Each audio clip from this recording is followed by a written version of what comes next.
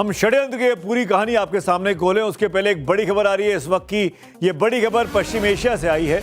Israel America के साथ मिलकर ईरान पर एक और बड़े हमले की तैयारी कर रहा है। यह दावा है इजरायली मीडिया नेटवर्क कान का। कान की सनसनीखेज रिपोर्ट के मुताबिक इजराइल को अब सिर्फ राष्ट्रपति डोनाल्ड ट्रंप की हरी झंडी का इंतजार है।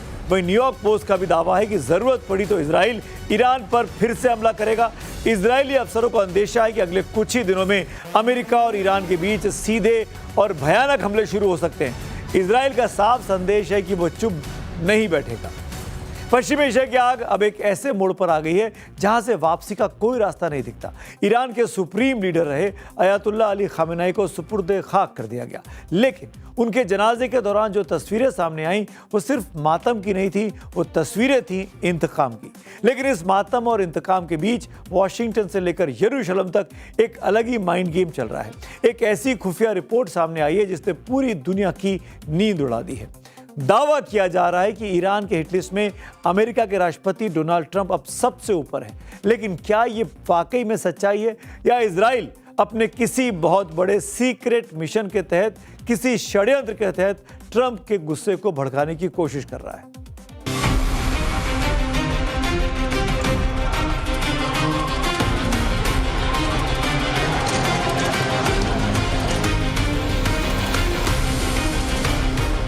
खामेनेई के सुपुर्द खाक से पहले तेहरान की सड़कों पर आंसुओं से ज्यादा गुस्सा था।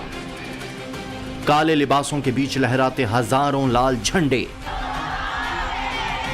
शिया परंपरा में लाल झंडा सिर्फ एक कपड़ा नहीं है, यह प्रतीक है किसी शहीद के खून का बदला लेने के संकल्प का। यह बताता है कि अन्याय का हिसाब अभी बाकी है। खामेनेई के इस जनाजे में सिर्फ डेथ टू इजराइल नहीं बल्कि डेथ टू अमेरिका के नारे भी गूंजते रहे। लोगों का गुस्सा सीधे तौर पर डोनाल्ड ट्रंप पर फूट रहा था। उनकी तस्वीरों पर पत्थर बरसाए जा रहे थे। ठीक इसी तनाव के बीच अमेरिकी अखबार वॉल स्ट्रीट जर्नल और CNN ने एक ऐसा दावा किया जिसने आग में घी का काम किया। रिपोर्ट के मुताबिक इजराइल ने अमेरिका को एक खुफिया जानकारी सौंपी है। एक ऐसी जानकारी जिसमें बताया गया है कि ईरान राष्ट्रपति डोनाल्ड ट्रंप की हत्या की एक बेहद स्पेसिफिक और सटीक योजना बना रहा है। हालांकि व्हाइट हाउस और तेहरान की तरफ से इस पर कोई आधिकारिक बयान नहीं आया है, लेकिन नेटो शिखर सम्मेलन में ट्रंप खुद कह चुके हैं कि वो ईरान की हिट लिस्ट में टॉप पर हैं। राष्ट्रपति ट्रंप पर पहले भी 2-3 बार हमले हो चुके हैं। कैंपेन के दौरान हुआ, राष्ट्रपति बनने के बाद हुआ, ऐसी तमाम खबरें हमने देखी हैं। लेकिन इस बीच एक और बड़ी खबर, ब्रेकिंग न्यूज़ आ रही है इजराइल से। बड़ी खबर है, Israeli prime minister Benjamin Netanyahu ने ईरान को एक बार फिर खुली और सीधी चेतावनी दी है। नेतन्याहू ने साफ कर दिया कि ईरान के साथ उनकी जंग अभी खत्म नहीं हुई है। इजरायली एयरफोर्स के एक प्रोग्राम में नेतन्याहू ने ऐलान किया कि चाहे कोई भी समझौता क्यों ना हो जाए, इजराइल किसी भी कीमत पर ईरान को परमाणु हथियार हासिल नहीं करने देगा। और अब आप बात करेंगे षड्यंत्र वाले एंगल की। इजराइल को क्या चाहिए? इजराइल चाहता है कि ईरान के न्यूक्लियर और सैन्य ठिकानों को हमेशा के लिए तबाह कर दिया जाए। लेकिन क्या बिना अमेरिकी ताकत के यह संभव है? बिल्कुल नहीं। तो क्या इजराइल ट्रंप के मन में ईरान का डर और गुस्सा बिठाकर उन्हें अपने युद्ध में सीधे तौर पर उतारने की साजिश रच रहा है?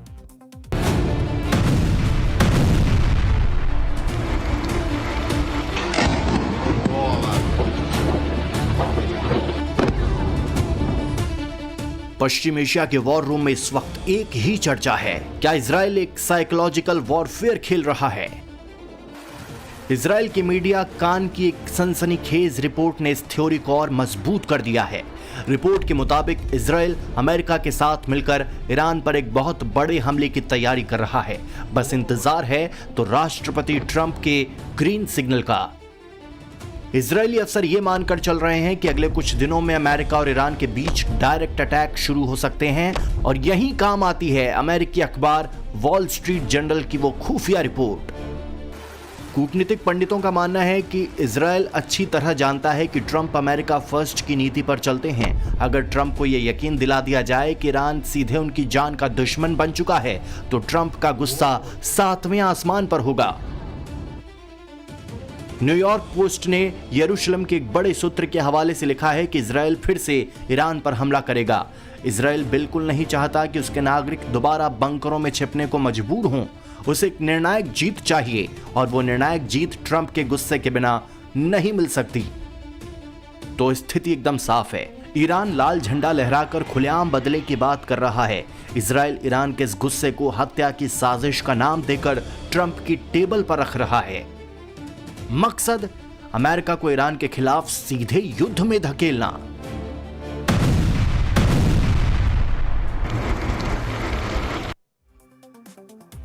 और अब आपको एक और बड़ी खबर देते हैं। बड़ी खबर लेबनान से इस वक्त आ रही है। अमेरिका की मध्यस्थता में हुए सीज फायर के बावजूद इजराइल का लेबनान पर हमला जारी है। बीती रात से आज सुबह तक दक्षिणी लेबनान के कई इलाकों में इजरायली ड्रोन हमले, गोलीबारी और टैंक एक्शन की खबरें आई हैं। रिपोर्ट के मुताबिक इजरायली ड्रोन ने मंसूरी में स्टेन ग्रेनेड गिराए हैं, साथ ही मशीन गन से अंधाधुंध फायरिंग भी की गई है। जाहिर है सीज फायर के बीच इस बड़े एक्शन से इजराइल और लेबनान के बीच तनाव फिर से बढ़ेगा और ईरान को भी गुस्सा आ सकता है। एक और बड़ी खबर आपको बता दूं, अयातुल्लाह अली खमेनाई के लिए शनिवार को ईरान के कुम शहर में एक बड़ी शोक सभा होने जा रही है। तस्नीम न्यूज एजेंसी के मुताबिक इस कार्यक्रम की अगुवाई उनके बेटे और मौजूदा सुप्रीम लीडर मुस्तफा खमेनाई कर सकते हैं। युद्ध शुरू होने के बाद और यहाँ तक कि पिता खमेनाई के सुपुर्द खाक के वक्त भी मुस्तफा सार्वजनिक मंचों पर नहीं दिखे हैं।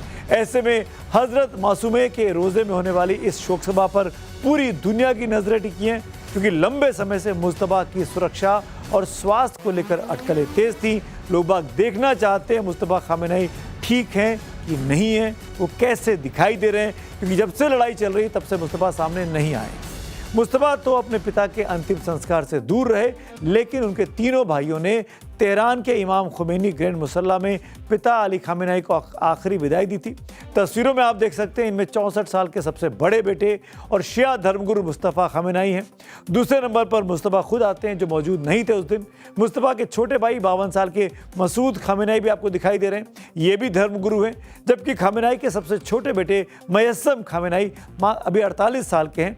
मयस्सम पब्लिक लाइफ से दूर रहा करते हैं, पर उस दिन जनाजे में वो मौजूद थे।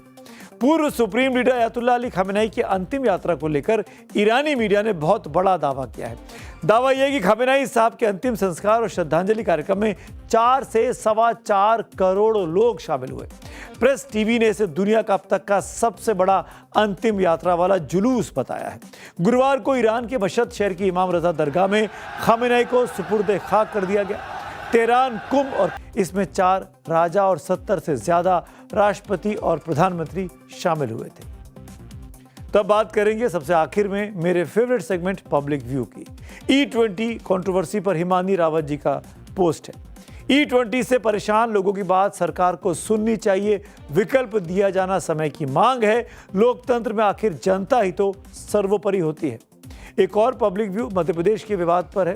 प्रदीप लिखते हैं, इथेनॉल बनाने के नाम पर सरकार से 20 किलो का चावल खरीदकर उसे ही बाजार में या FCI को नया दिखाकर 40 किलो से बेचना, ऐसा रीसाइक्लिंग स्कैम शांति से नीतिगत पंगुता के कारण चल रहा है। तो आज मेरे साथ इतना ही। अब आपसे कल मुलाकात होगी, तब तक के लिए शुभ रात्रि।